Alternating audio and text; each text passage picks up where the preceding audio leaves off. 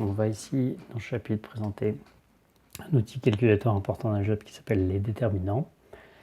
Alors, les déterminants, on va voir qu'il y a une partie algébrique, c'est-à-dire il y a un certain nombre de propriétés que vérifient les déterminants de manière abstraite.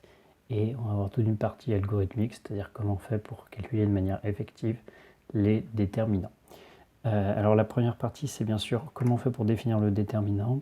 Le déterminant, c'est une quantité qu'on peut considérer comme étant géométrique, c'est-à-dire si on est dans un espace de dimension n, donc un espace vectoriel de dimension n, si on a une famille de n vecteurs, donc E puissance n, ça veut dire une famille de n vecteurs ordonnés, alors on aimerait bien créer une quantité. Alors l'exemple le plus simple, bien sûr, c'est dans R3 par exemple.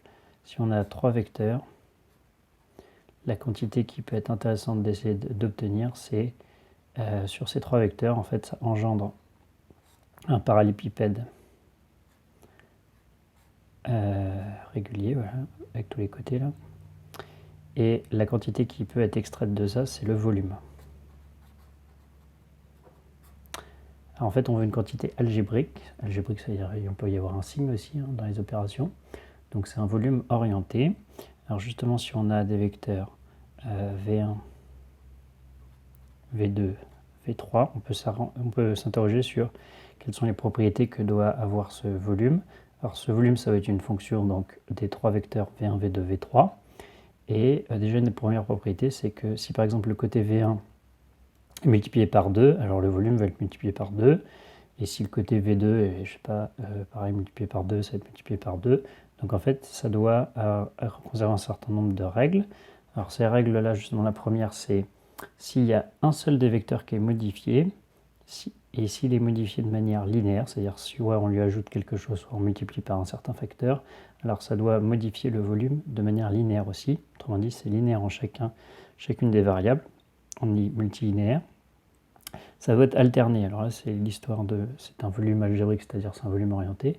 C'est-à-dire que si on échange deux vecteurs xi, xj en xj, xi, si on échange deux, ça fait apparaître un signe moins. Alors en fait, ça correspond à dire que si on a ici une base directe, alors son volume va être compté comme étant positif, et si la base était indirecte, alors son volume sera compté comme étant négatif. Et pour passer d'une base directe à indirecte, il suffit d'échanger deux vecteurs.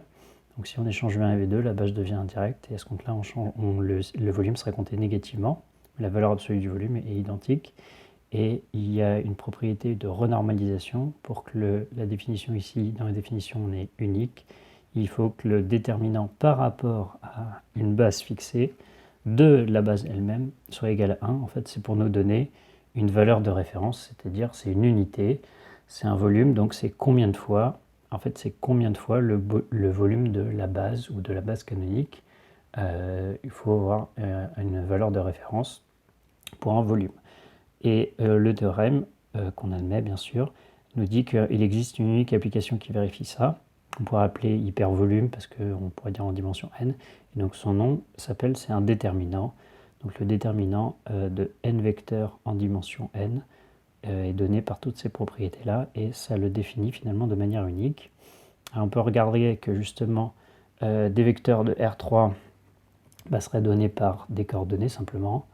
Par exemple, V1 serait par exemple le vecteur 1, 2, 3, V2 1, 0, 1 et puis V3 0, 0, 1. Et donc si on a trois vecteurs de R3, on va pouvoir calculer ce déterminant-là. Donc c'est souvent sous ce genre d'écriture-là qu'on va avoir. C'est plutôt que d'écrire déterminant d'une famille de trois vecteurs de trois coordonnées, on va en fait enlever les parenthèses en quelque sorte et dire que c'est le déterminant d'une matrice carrée.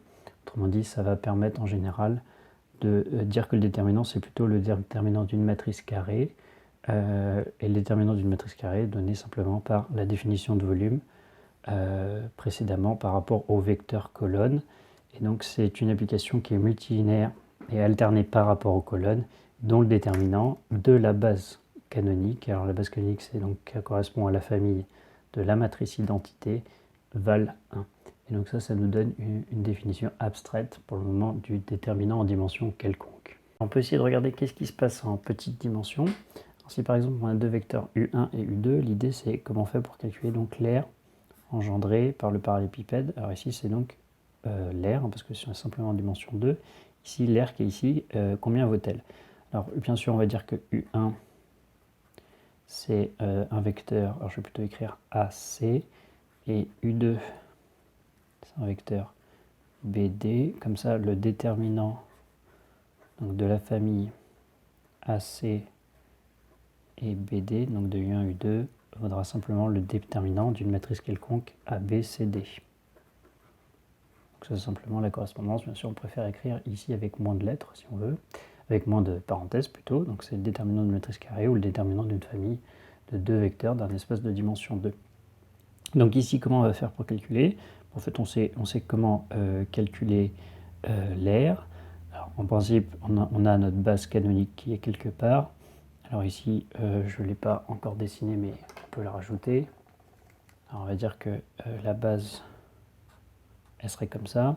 Alors si notre base est ici, je peux appeler B1, B2, mais pas très important, on voit que ce qui paraîtrait plus raisonnable, c'est pour calculer l'aire, il faut faire apparaître donc ici la hauteur. Et pour faire apparaître la dimension de la hauteur, il faut faire apparaître un cosinus. Donc on va passer à des angles. Hein. Donc c'est-à-dire que U1, c'est en effet A fois B1 plus C fois B2. Peut-être insister sur le fait que les B1, B2 sont des vecteurs. Les vecteurs de la base canonique. Et U2, voilà. Donc en fait, je peux plutôt les écrire en polaire. Donc en polaire, je peux dire que j'ai un angle θ1 et un module ρ1.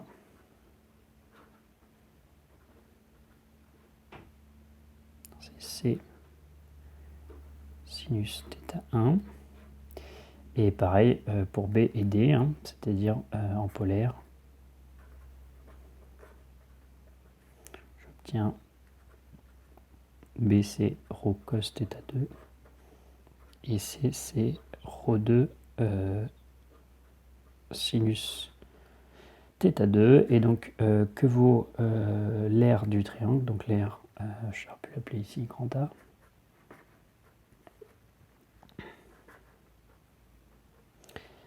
Donc l'aire du triangle, c'est donc la base fois la hauteur. Alors la base ici, la base vaut simplement ρ1. En fait, c'est l'aire. Alors j'aurais pu mettre des modules, mais en fait, ça va être porté. Et ensuite, ce côté ici, là, on va dépendre de cet angle-là. L'angle que j'écris ici, c'est θ2 moins θ1. Et ça, c'est donc le côté opposé, donc c'est le sinus. Donc ça fait ρ2 sinus de θ2 moins θ1. Si je développe le sinus, on se rend compte que ça fait ρ1, ρ2, alors ça fait cos θ1 sinus θ2 moins cos θ2 sinus θ1, et je vois qu'il y a ρ1 cos θ1 qui vaut simplement A, ρ2 sinus θ2 qui vaut D, et là j'ai BC. Donc en fait on retrouve que le déterminant d'une matrice de 2, ABCD, c'est égal à AD moins BC. Alors des fois on dit simplement le produit en croix, et ça correspond bien sûr au calcul de l'aire de deux vecteurs de coordonnées quelconques comme ça, AC et BD. Autrement dit, on obtient un critère donc de collinarité ou non des vecteurs, c'est-à-dire que les vecteurs sont collinaires si et seulement si l'aire qu'engendre le parallélogramme est nul. Donc en plus on a donc le déterminant de U1, U2 égale 0 si et seulement si les vecteurs sont collinaires.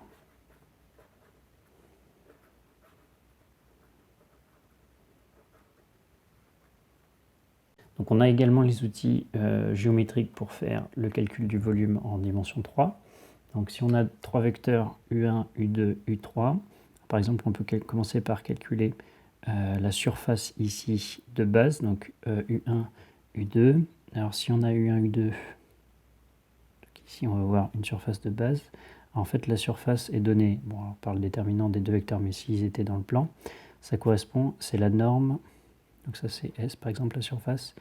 S, ça vaut la norme du produit vectoriel entre U1, je mets des flèches, et U2. Donc la surface et la direction du produit vectoriel, justement, c'est un vecteur qui est normal au plan. Donc en fait, ça c'est U1 vectoriel U2. Et ensuite, ce que je veux, moi, c'est donc le volume du parallélépipède. C'est-à-dire, ici, j'ai mon vecteur qui part dans une direction qui n'est pas tout à fait parallèle à la normale. Autrement dit, j'obtiens un parallélépipède qui va ressembler à peu près à ça. Alors, bon, les vecteurs que j'ai déjà dessinés sont peut-être derrière, mais là, malheureusement, ils ne peuvent plus l'être. Bon, hop, à peu près. Et puis là, j'ai la face qui n'est pas visible. Donc j'obtiens un dessin de ce type-là. Et la question, c'est que vaut le volume? Alors le volume, justement, c'est donc base fois hauteur. Autrement dit, c'est S multiplié par la hauteur. Et la hauteur, en fait, ça correspond à dire, je fais la normale scalaire U3 pour récupérer quelle est la composante de U3 sur la hauteur. Donc en fait, il vous reste comme formule U1 vectoriel U2 qui me donne en fait la surface mais également la direction. Et après, je fais scalaire U3 pour récupérer que la coordonnée qui sera donc dans la direction de la normale, donc qui vous donnera la hauteur. Et j'obtiens la formule du volume. Bien sûr, c'est un volume orienté, c'est-à-dire si la base est directe, comme ici, c'est compté positivement. Si la base est indirecte, j'aurai un produit scalaire entre deux vecteurs de direction opposée. Autrement dit, ici, j'aurai une quantité négative. Donc en fait, on obtient une formule comme ceci. Et ce qui est intéressant, c'est de voir de ce fait, quand on a des vecteurs x1, y1, z1, x2, y2, z2, et le dernier qui serait x3, y3, z3, ça nous donne une formule pour que vaut le déterminant d'une matrice 3,3. Alors le déterminant d'une matrice 3,3, c'est donc une matrice de 3 colonnes de vecteurs de R3. Autrement dit, on obtient ça.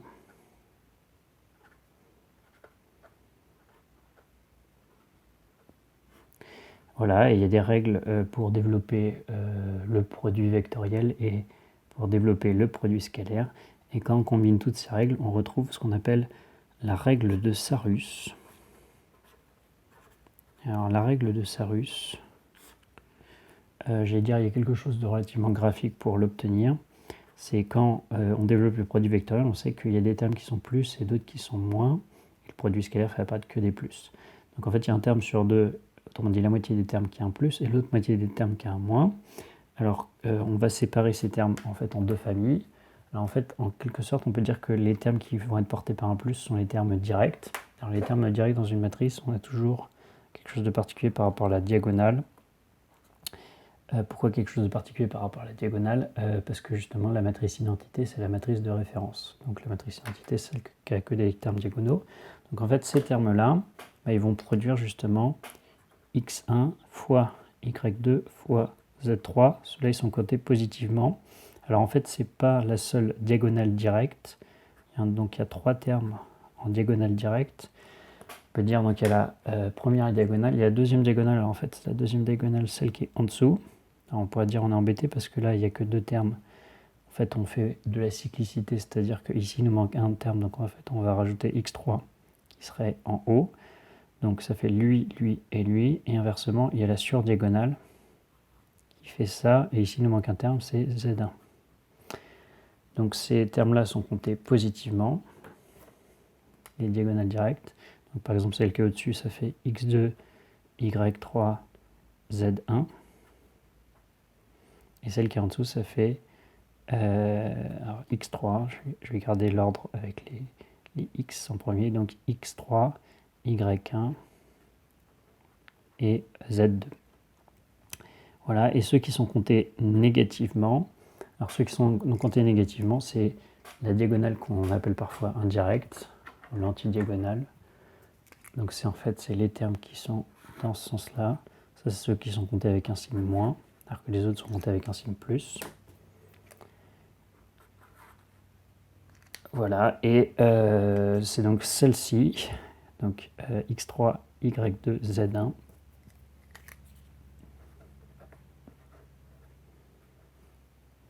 Et donc on a également la sur-antidiagonale, avec le terme qui manque qui va donc être z3, et la sur-antidiagonale, avec le terme qui manque qui est par exemple ici x1.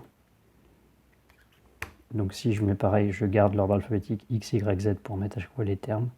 Celle du dessus, ça fait x2, y1, z3.